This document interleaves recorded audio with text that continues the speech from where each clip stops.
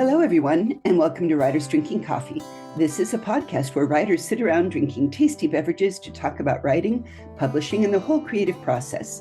There may be rants and raves and opinions that might not agree but are lovingly delivered. We do not censor ourselves, so consider us PG-13. I am your host today, Jeannie Warner. This is episode 227, LA Gangsters with Lynn Harrod. Welcome back, Lynn. Hello, Jeannie. It's a great intro. LA Gangsters. Pretty good. Yeah.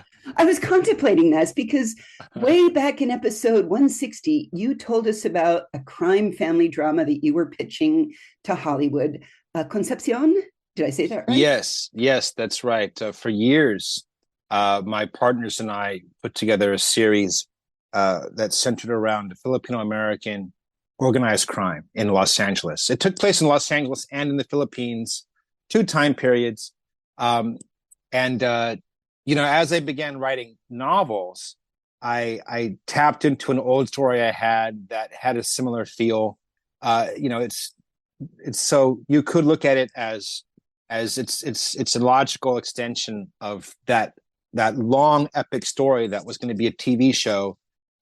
This story has a similar feel and vibe to it, and it is important to me. The cultural aspect of it is important to me as a Filipino American. Absolutely. Well, I wanted to say this is very much to me the Filipino Godfather. The Duke of Temple Street is the name of this. It's a different crime family than the Eagles that you talked about for your TV show.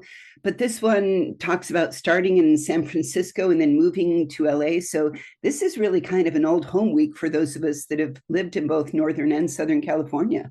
Oh, yeah. That's it does have it extends across the state from the Bay Area down to Los Angeles. Yeah. And a lot of it is based on actual journeys, Well, there's places that I, of course, immediately went to look up, and some real, some fictional. But tell me how we got this lovely book. And by lovely, I mean that it is absolutely filled with violence, intrigue, drama, fascinating plotline, and delightfully speckled all the way through with Filipino culture and, more importantly to me, food. Yeah. The core of it is, a lot of the criminals live in an underworld. And it is based on actual locations and the realities of gangs in Los Angeles and in the Bay Area. The characters, their backgrounds, their families, they're fictional, but they are based on the Filipino American experience, based on what I've experienced, people in my family, my friends. And that was kind of what I was going for in the book was, the gangs and the crimes and so forth. That's the exciting, spicy part. But I wanted to showcase aspects of the culture of being Filipino American. And so it was important to me that would be the thread that kind of binds everything together. It absolutely is. It's like when I say that it reminds me very much of The Godfather, because The Godfather is my favorite movie, I want you to understand that that is high praise. And one of the things that it always spoke to me was in The Godfather, family matters the most. And I got that feeling very strongly in yours too, that Edgardo was looking after his even his ex-wife, even estranged, Divinia with her food show, and his two kids, they still mattered to him. His brother, as he was getting out of jail, they mattered. His really annoying, narcissistic mother, she still matters. And I liked that. And I liked that understanding that there are countries where the state is the most important thing, and then there's the family is the most important thing, and then there's you individually are the most important thing. And I loved that you centered that for the Filipino, that it really is all about family and pride of heritage. Yeah, that's one of the themes in the story is that Edgardo, the main character, the protagonist, he has two lives, his criminal life and his family life, and they're equal opposites in a way. They're both highly dysfunctional, highly volatile, but he values them almost equally. And that was what I wanted to get across was, as you said, he has his conflicts with his family, but he still values them and works for them to protect them. And because he has to balance that with his with its criminal work, it should, I hope, hopefully it'll come across that they hold equal weight to him. That he hasn't been put to the test, or maybe he will be, but he's balancing the two lives, like with equal care and equal attention and love, I say. I absolutely got that. And I basically loved the character for the beginning because he gets by on brains. Now, I have many times in my life said it's more important to have a brain than a gun. And as a human being who's had a statistically anomalous number of guns pointed at her and fired at her, I can say that I absolutely 100% empathized and felt like the Duke was kind of my kind of hero. Because I thought about that, it's how you think in times of great stress and high anxiety and extra adrenaline going through your system. And it was one of the themes that I found that I loved through your book of, Lynn, you really talk about neurospicy in a beautiful way, and you aren't afraid to call it out. The hyperthymesiac, wow, I have a name for what I am now. He remembers his life. He remembers things. He's little OCD. I was going to say I'd put him on the ADHD spectrum if he were aware of it. Yeah. With a good memory, it's just like hot. And the fact that he wrote little things down on little pieces of paper was kind of my ADHD giveaway. Yeah. It's suggested that he is on the spectrum. He's a brilliant person, and he has attention to detail and an amazing memory and powers of observation, but at a cost. And so you see that cost. We don't see his family collapse. We see him in the aftermath of it, trying to piece together what he can. And it is hard, as you were saying, because he is the way he is. He has his struggles. It absolutely is. I mean, I loved that one of the opening dramas that we had was his son is going to get an award, and he missed his son's award due to business. And he tortures himself just as much as his wife and son later torture him over it, because it does matter to him. And you see that it made him a very real person. Yeah. It was important to me that as a father myself, I wanted his pain to be a father's pain. Like, not just, oh man, I missed it. Like, he's hurting because he hurt his son and he hurt his ex-wife. Exactly. I mean, he doesn't hate her, and he kind of regrets things. And I always felt that he admired her, which made me kind of pleased at the end of how he does his best to look after her. I thought that was awesome. Yeah, he greatly admires her. He realizes that he managed to get lucky. He got an amazing wife and wonderful family, and he blew it. So he's under no delusion that the world's out to get him, or that it's someone else's fault. He knows he is the problem. Exactly. And so that's the cornerstone of his struggle, is that he's the problem. You gave his mother that narcissistic personality. So you described his mother in a way that how many of us suddenly thought, wow, I know somebody like that. Yeah. And so that aspect of everything about his personal life is based on, my own observations, my own family and friends, and research I've done to fill in the gaps. His mother is pretty extreme. And I don't mean to paint a picture that this is how Filipino American mothers are. My own mother is pretty strong-headed to that degree. And writing those scenes it's almost like therapy in a way, revisiting my own past, I could absolutely see that. I mean, in reading about the mother, it's like they all loved her. They wanted to include her. It was like, Pooh kept track of Eeyore, even though Eeyore was kind of a bummer. Even though she was difficult, everybody still loves them and I always got the feeling that maybe she wasn't always like that. Maybe she had better moments and it's just got more extreme with age. So you kind of drew I will call her air quote, mother-in-law problem of the world. And that was actually really awesome. Yeah, it was one of the, strangely enough, it was harder to write those scenes than it was to write the gangsters and the crimes. And it was harder to write those personal family moments. I could see that, but this is also a reminder to all of you listeners. If you have friends that are writers, you're going to be in their books. Yes, yeah, it's gonna happen. It's a curse and a blessing, all rolled up together. Absolutely, and I learned a bunch of things. For instance, the shabu being Filipino meth. My brain immediately went to shabu shabu, which is the Japanese hot pot. So I had a fun time learning all kinds of new things. Yeah, shabu was a big epidemic, especially in the 90s. Meth just burned through the Filipino islands and made its way to America through LA in the early 2000s. Well, I always thought it was interesting that I lived in a small town in Oregon for a bit, and the first time I went to a dentist, they look at my teeth and like, "Oh, you're not from around here."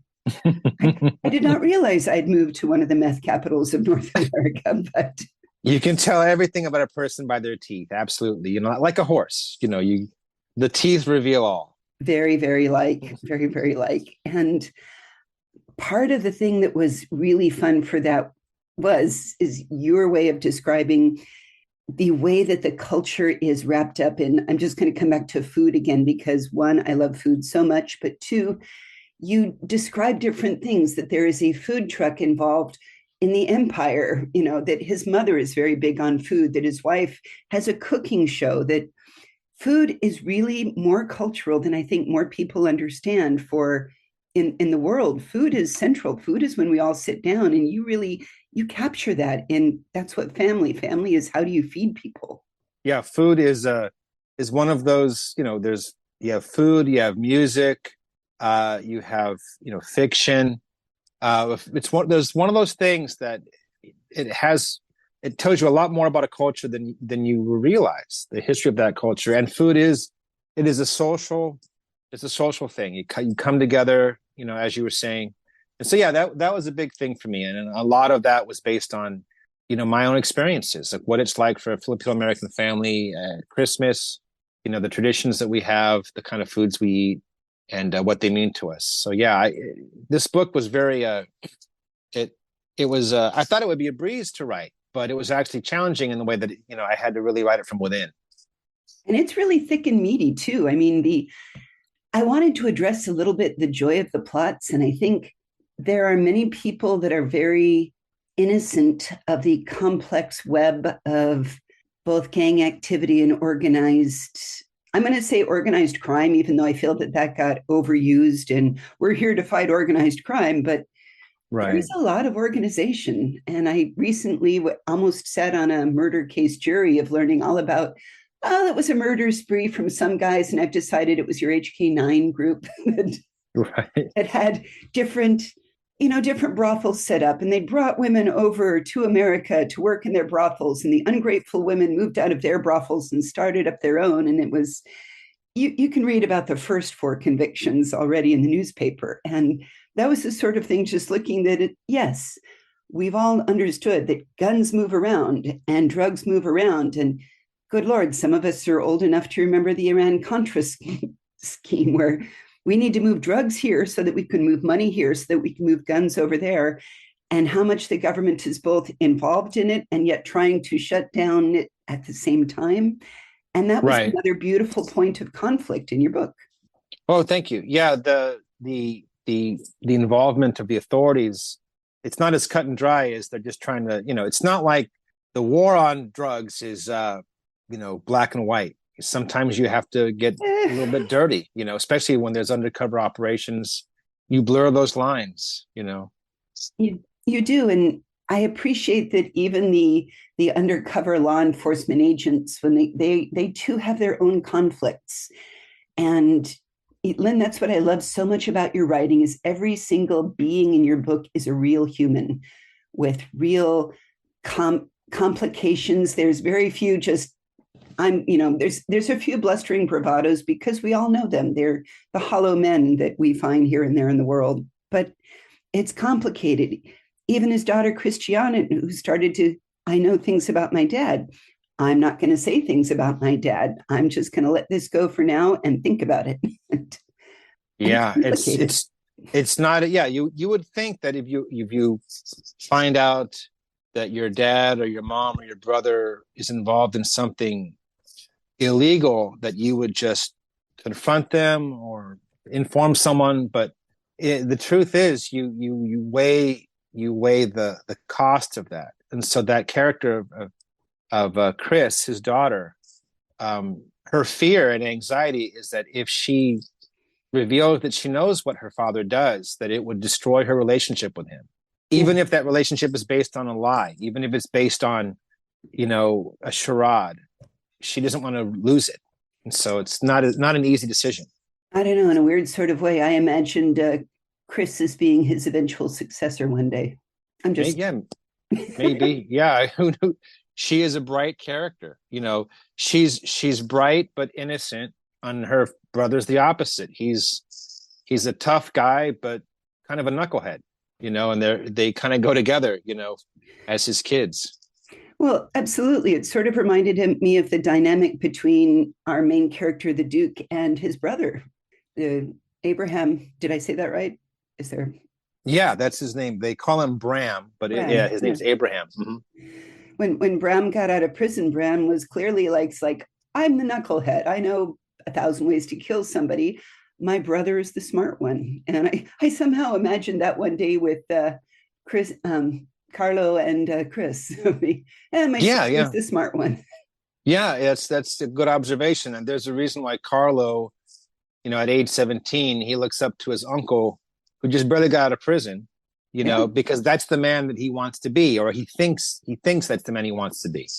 And and Edgardo's daughter looks up to him because she likes the parts of him that she admires. She admires him, his intellect and his business sense. And so, I could see those two kids being the successors of those two other characters, the two brothers. Again, I was managing, and now I need you to write a sequel, because we saw in The Godfather when Michael came back from Sicily, and after his brother's murder, I sort of remember The Godfather sitting down and working with him in the consigliere. And I think Chris could stand up to just learning and memorizing things. I really do. Yeah, we don't yet know how smart she is, but I wouldn't be surprised if she was along that line, that brilliant. Well, one does not have to remember everything to be able to put things together quickly. True. Oh yeah, a lot. Yeah, she may not be as extreme. Yeah, to that extreme that almost like he has a disorder, that he benefits from. But no, I could see her, and as for sequels, this is one of those stories where there's so much world building, so many character backstories that the sequel is almost writing itself in my brain. I think the harder part would be to narrow it of which ones do you want to go in about, because there are a lot of. I wonder about Mace. I wonder about the lovely woman now running the gun gang. Yes, yeah, it is. It's a Waldo. Dangerous spot. Waldo's girl. Because of the sexism, in that world. Not just in terms of not just sexism, but racism. She's she has a lot going against her, and so her secret, it is very, very precarious for her. She cannot reveal how precarious it is, but she's on a razor wire, as a boss, as a big character.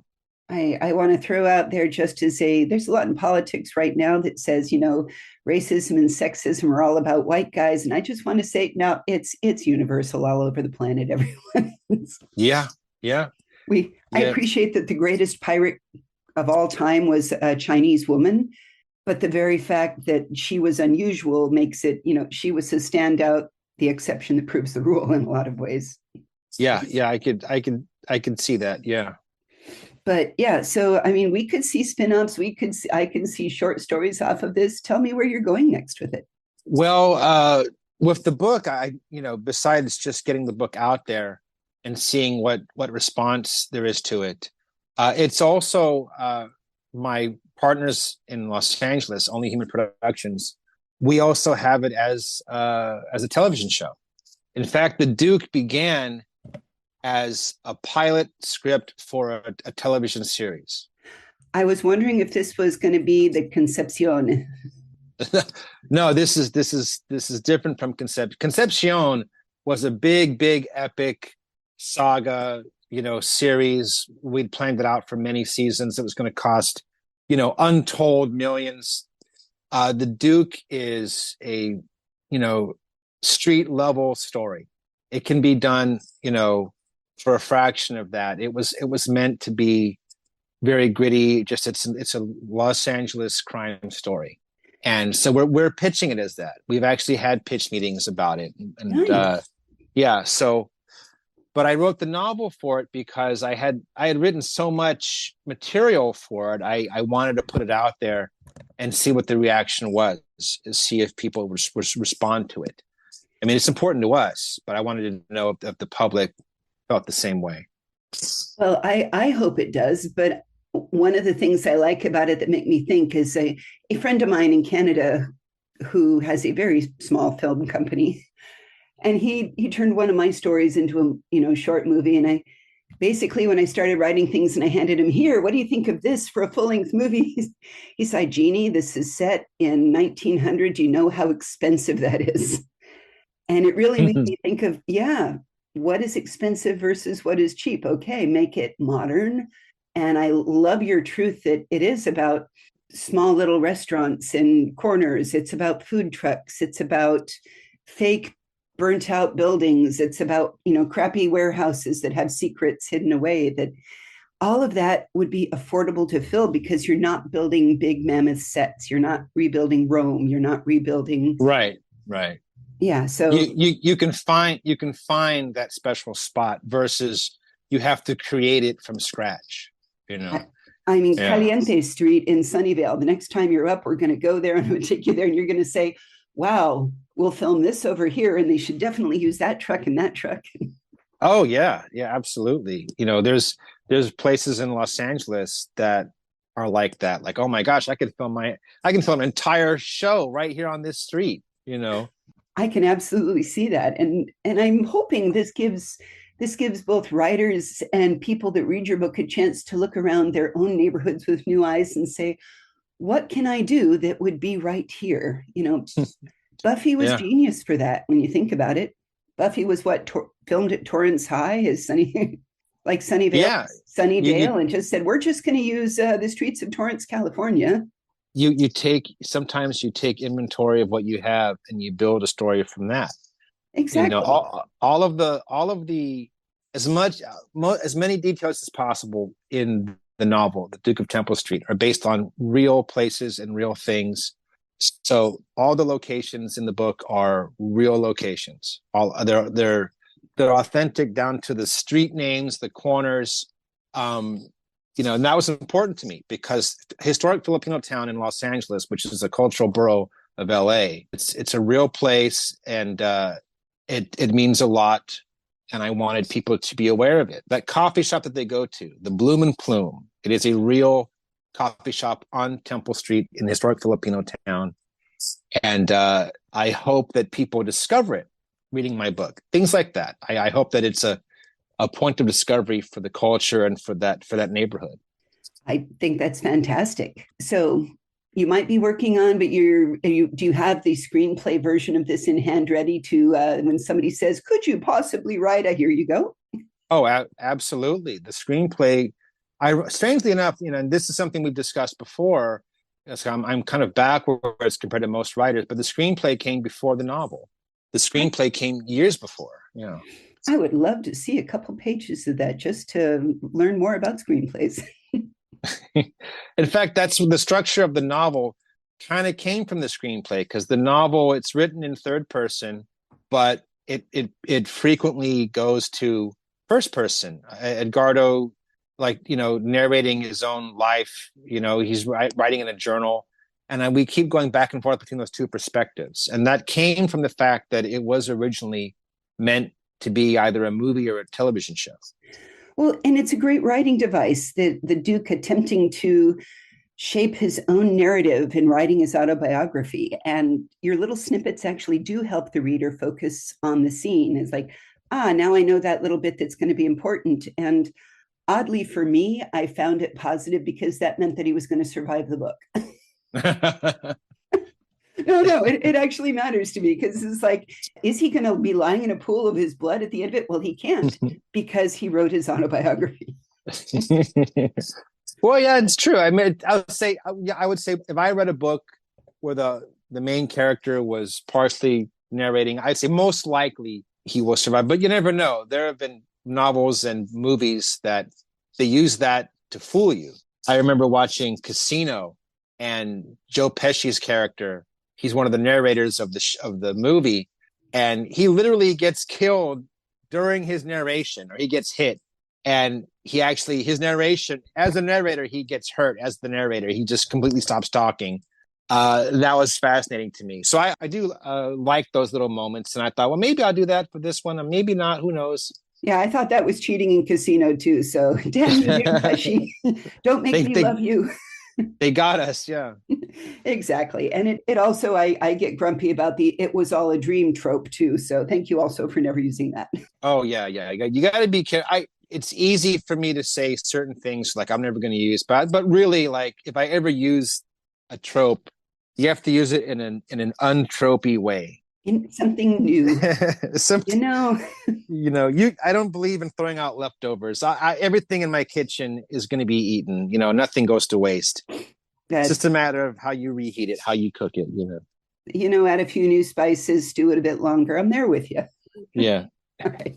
Well, we will put links to the fascinating things we discussed during this episode on our website, which is www.writersdrinkingcoffee.com.